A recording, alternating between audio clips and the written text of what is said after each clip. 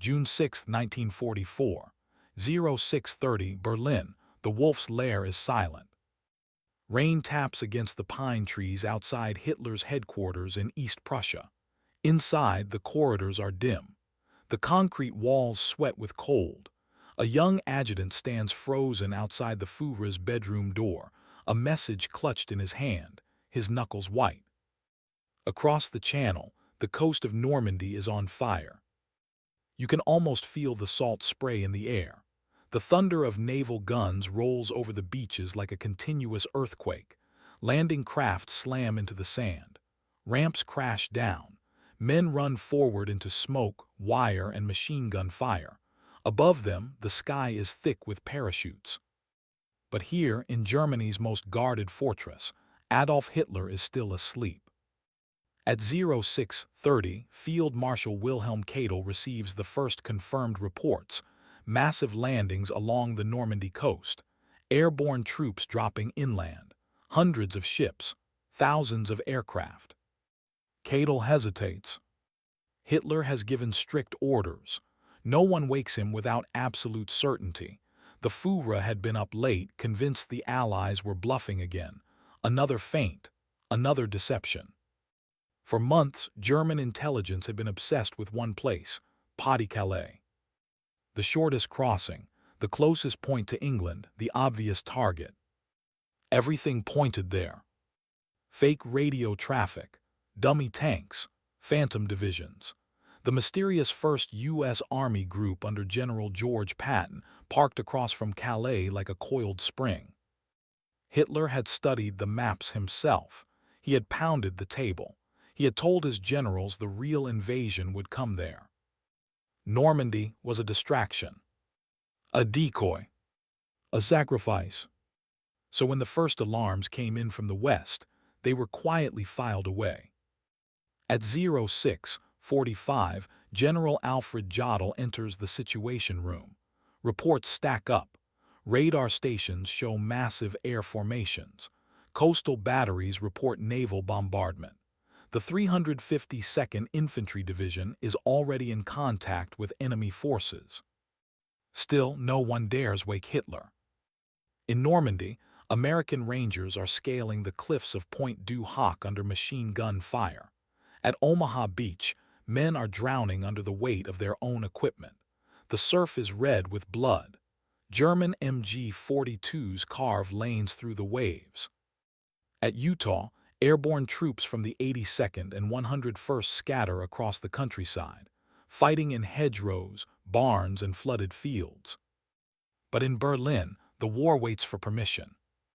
At 0700, Rundstedt's headquarters in Paris is already in chaos. Field Marshal Gerd von Rundstedt, Commander-in-Chief West, stands over a map table as red pins multiply along the Normandy coast. His chief of staff reads the incoming reports aloud. Enemy forces landed at multiple points between Caen and the Cotentin Peninsula. Airborne landings reported behind the beaches. Naval bombardment ongoing. Rundstedt knows what this means. This is not a raid. This is not a probe. This is the invasion. He reaches for the phone. He needs the panzer divisions. Only armored counterattacks can throw the Allies back into the sea. That has always been the plan. That has always been the only chance. But the panzers are not his to command. They belong to Hitler. And Hitler is still asleep. At 0730, Rundstedt finally gets through to OKW headquarters. His voice is calm but tight. This is the main invasion. The response is cautious. Berlin is not convinced. They remind him Patton is still in England. His army has not moved. The Calais threat remains. Rundstedt slams the phone down. Across the channel, Allied tanks are already rolling off landing ships. Sherman engines roar to life on French sand. Engineers blow gaps in the sea walls. Infantry push inland through smoke and hedgerows. The Atlantic Wall, Hitler's great concrete shield, is cracking. At 08, 3:00, Cadel finally orders Hitler to be awakened. An officer enters the bedroom. Hitler rises slowly. He listens. His face is unreadable. Normandy, they say. Mass landings. Airborne troops. Naval bombardment. He nods once. Then he shakes his head. No, he says, this is not the main attack. He walks to the map. His finger traces the Channel coast. Pas-de-Calais. That is where they will come, he says. This is a diversion. They want to draw our reserves west. He orders the panzer divisions to remain in place. Panzer Lehr, 12th SS Hitlerjugend, 21st Panzer, all held back, all waiting for an invasion that is not coming. In Normandy, German strongpoints are being overrun. Coastal guns are being silenced. Paratroopers are seizing bridges and crossroads. The roads behind the beaches are filling with American and British armor. By mid-morning, Rommel is on the road, racing back from Germany. He had gone home to celebrate his wife's birthday, convinced nothing would happen for weeks. Now his staff is calling him every 10 minutes. The invasion is real. The situation is collapsing. But Hitler still believes in Calais. At 10:00, Rundstedt calls again. He demands immediate release of the armored reserves. This is the decisive battle, he says. If we do not counterattack now, we will lose France. Hitler refuses. The enemy has not yet revealed his main effort. Time is bleeding away. Every hour gives the Allies more men, more tanks, more artillery. On Omaha, the beach is finally secured.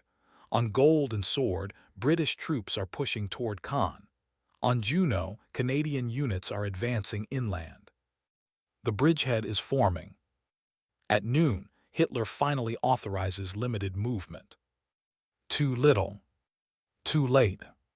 The panzers roll, but now Allied aircraft on the sky. Jabos hunt every column.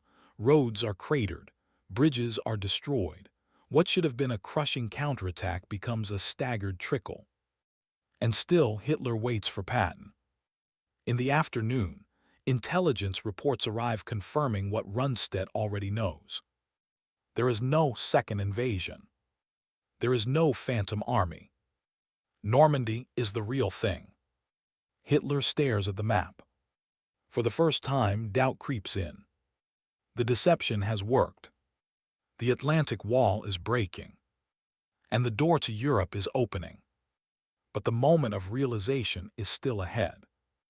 And when it comes, it will be too late to stop it. June 6, 1944, 3:00 p.m. The Wolf's Lair. The war room smells of cigarette smoke and damp wool. Maps cover every wall. Telephones ring without pause. Staff officers move like ghosts between tables, whispering figures, pointing at red arrows that are spreading across the Normandy coast. Hitler stands alone at the central map. He has not sat down for hours.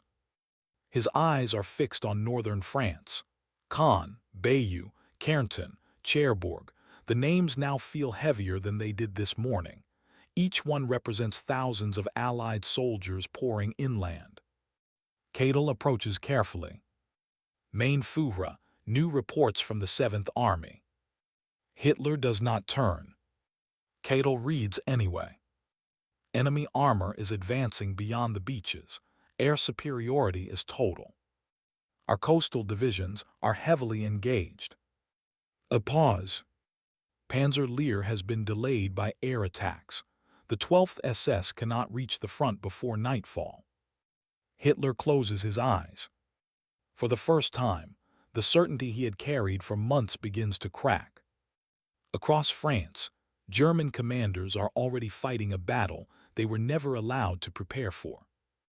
General Friedrich Dahlmann of the 7th Army watches his lines fold inward.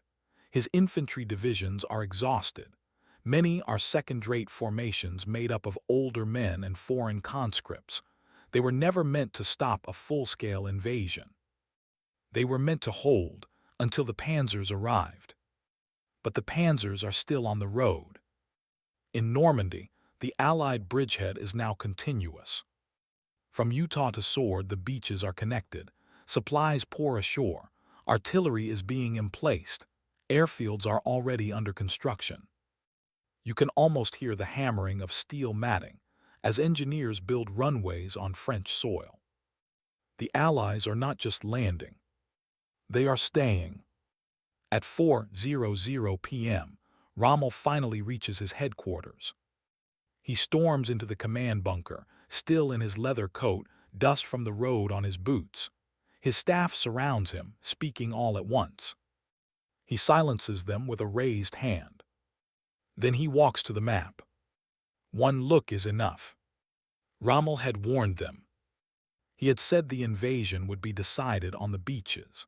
He had said the Allies must be crushed in the first 24 hours or Germany would lose the war in the West. Now the beaches are lost. Rommel grabs the phone and calls Berlin. He demands immediate release of every available armored unit. Hitler listens. Then he repeats the same words. Patton has not yet landed. Rommel grips the receiver. This is the main invasion, he says. The enemy is already ashore in strength. If we do not act now, it will be impossible to throw them back. Hitler hesitates. In his mind, the deception still lingers. For months, Allied double agents had fed Germany exactly what it wanted to hear. Operation Fortitude had created an entire fake army group. Rubber tanks, wooden aircraft, dummy landing craft, fake radio traffic. It had all pointed to Calais. And Hitler had believed it. He had trusted it. He had built his entire defense around it. Now the truth is unraveling in real time. At 5:30 p.m., a final intelligence report arrives. No movement at Calais. No fleet. No airborne landings. No invasion. Just silence. The Phantom Army has vanished. Hitler stares at the report. His jaw tightens. He says nothing. For a long moment, the room is still. Then he speaks. They deceived us. The words fall flat in the bunker. Not shouted. Not raged. Simply stated. The greatest military deception in history has done its job. The Allies have walked through the front door, while Germany stared at the wrong wall. Hitler finally gives the order. Release all armored reserves. Launch full counterattack. Destroy the bridgehead. But the moment is gone. The roads are choked with wrecked vehicles. Allied fighter bombers hunt anything that moves. Entire convoys are burning in the hedgerows. When Panzer Lehr finally reaches the front, it runs straight into massed naval gunfire. Battleship shells fall like falling buildings. Forests are flattened. Tanks are flipped onto their sides. The 12th SS Hitlerjugend fights its way toward Caen, only to be smashed by British artillery and airstrikes. Every kilometer costs blood. Every hour favors the Allies. At 7:00 p.m., Hitler returns to the map. Now he sees it. The bridgehead is no longer fragile. It is solid, expanding, unstoppable. He looks at Rundstedt. What do you advise? Rundstedt does not hesitate. Make peace. The room freezes. Hitler stares at him. Rundstedt continues. The war is lost. For a moment, it feels as if time has stopped. Then Hitler turns away. There will be no retreat, he says. The enemy will be destroyed. But the truth has already settled into the bones of the war. The Allies are in France. The Atlantic Wall is breached. And Germany no longer controls its own coastline. Outside the bunker, the rain continues to fall. Inside, Hitler finally understands. Normandy was not a diversion. It was the beginning of the end. And the reckoning is only just beginning. Night falls over Normandy, June 6, 1944. The sky glows orange from burning vehicles. Tracer rounds stitch the darkness. Naval flares hang over the beaches like artificial moons. The surf is littered with wreckage, landing craft, shattered tanks, abandoned equipment. But behind the dunes, the Allies are digging in. Foxholes are carved into the sand. Artillery is dragged ashore. Engineers lay steel tracking across the mud so trucks can roll forward with ammunition, fuel, and food. Field hospitals are already operating under canvas, surgeons working by lantern light. The invasion is no longer fragile. It is entrenched. In Berlin, Hitler refuses to leave the map room. He sits now, hunched forward, hands clenched, eyes locked on Normandy. His generals speak in low voices around him. Every report makes the situation worse. Caen still holds barely. Kärnten is contested. Cherbourg is threatened. The Cotentin Peninsula is in danger of being cut off entirely. Hitler orders counterattacks. Again and again. But the battlefield has changed. This is no longer the open maneuver warfare of 1940. This is an industrial storm. The Allies have brought everything. They own the skis. Every German movement is spotted. Every column is attacked. Thunderbolt and Typhoon fighter bombers dive screaming from the clouds, rockets slamming into tanks, cannon fire ripping through half-tracks. German soldiers call them Jabos. They fear the sound of engines more than artillery. On the roads to Normandy, the wreckage stretches for kilometers. Charred Panzer IVs. Overturned fuel trucks. Dead horses. Shattered wagons. The counterattack that was supposed to drive the Allies into the sea has been strangled before it can even reach the coast. Rommel to the front the next morning. June 7th. He stands on a ridgeline overlooking the invasion beaches. Below him, the sea is black with ships. Hundreds of them. Landing ships, transports, battleships, cruisers, destroyers. A floating city. Endless. He turns to his aide. The war will be decided here, he says, but it is already lost.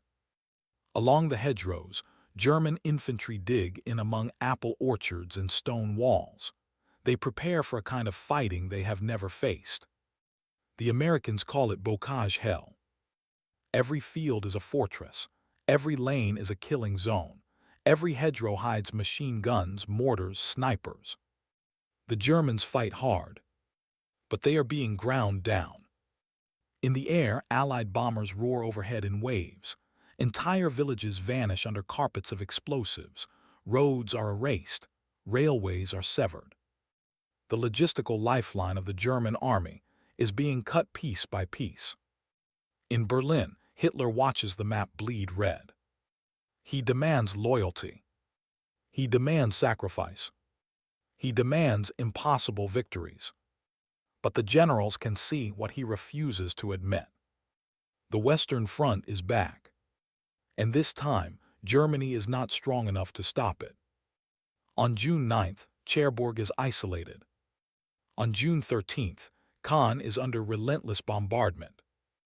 On June 18th, a massive storm tears through the channel, destroying parts of the artificial Mulberry harbors.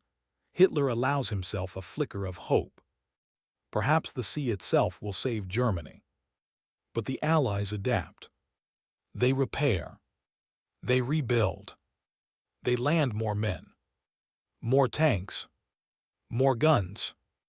By the end of June, nearly 1 million Allied soldiers are in France. The bridgehead has become a front. The front has become a battlefield. And the battlefield is swallowing the German army. Rundstedt is dismissed. Hitler replaces him with Field Marshal Günther von Kluge. Rommel is wounded when his staff car is strafed by Allied aircraft. The men who warned Hitler are gone. The men who replace them cannot change reality. The Atlantic Wall was supposed to stop the invasion. Instead, it has become a grave of concrete, steel, and belief. On the beaches, tourists will one day walk where soldiers once died. But in June 1944, the sand is still stained.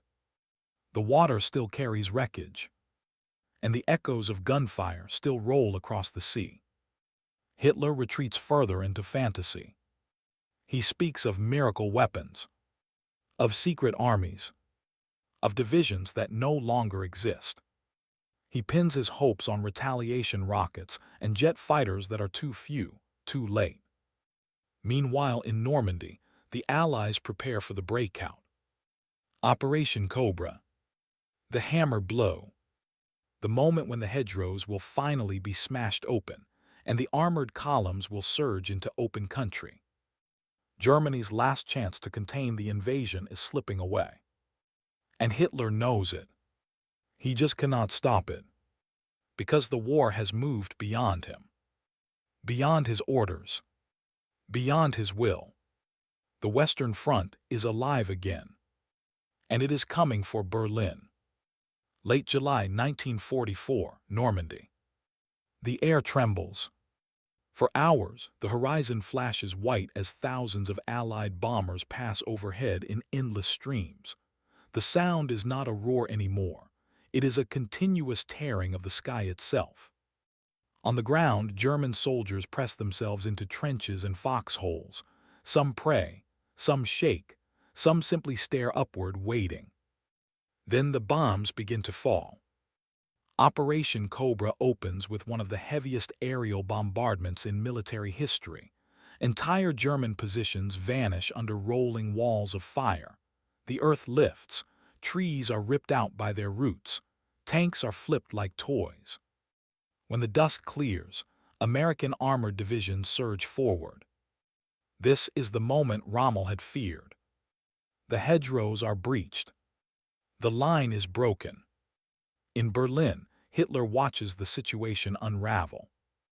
Reports arrive every hour. Fronts collapsing.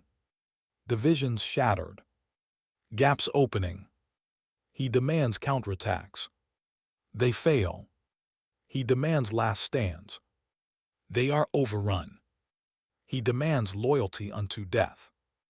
The soldiers give him exhaustion. The German army in Normandy is being crushed between American armor and British pressure around Caen. The pocket is forming.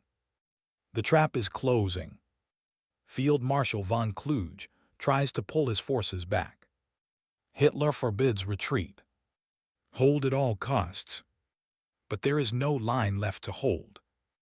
In August, the Falaise pocket becomes a slaughterhouse. German columns are bombed from the air and shelled from both sides. Horses scream, trucks burn, tanks run out of fuel and are abandoned. Soldiers throw away their weapons and flee on foot. The roads are jammed with wreckage.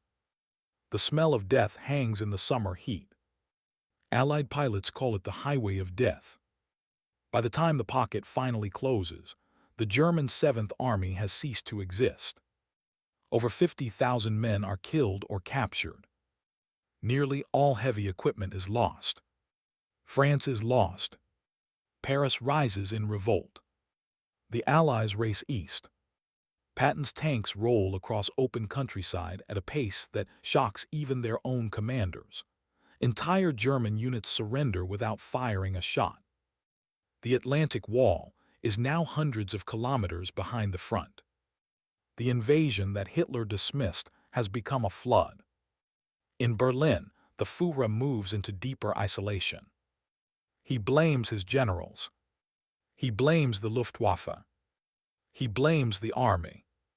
He blames fate. But he never blames the decision that sealed Germany's fate on June 6th. The decision to wait. The decision to doubt. The decision to believe in a ghost army. In his bunker, he still studies maps. But now the arrows point inward. Toward Germany. Toward Berlin. The war in the West is lost. And the war in the East is already burning toward the heart of the Reich. The two fronts are closing. like Jaws. And soon there will be nowhere left to run. Hitler once believed Normandy was a diversion, a trick, a sacrifice. Instead, it was the opening act, the moment the door to Europe was kicked open. And it will never be closed again. The world that Hitler tried to build is collapsing around him.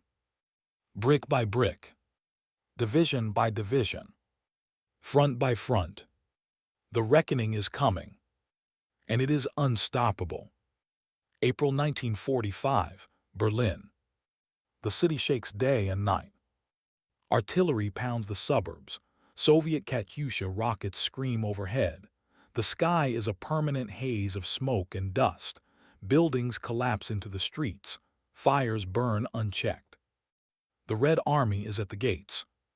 In the Führer bunker beneath the ruined Reich Chancellery, Adolf Hitler stands over one last map. The paper is torn at the edges, pinned and repinned so many times it barely holds together. The front lines are drawn in pencil now. There is no point in ink. The Western Allies are across the Rhine. The Soviets are crossing the Oder. Germany is surrounded. And it all began on a beach in Normandy. Hitler still gives orders. Divisions that exist only on paper. Armies that were destroyed months ago. Counterattacks that will never happen. His hands shake as he points. Steiner will attack from the north. Wenck will relieve Berlin. Buss will hold the Oder line. No one says anything. They simply nod and leave the room. The war that was supposed to last 1,000 years has lasted 12. In the bunker, the walls sweat with damp. The air smells of fuel, sweat, and fear. The distant thunder of artillery is constant now. You can feel it through the floor. Hitler retreats into himself. The man who once commanded half of Europe now commands a few underground corridors.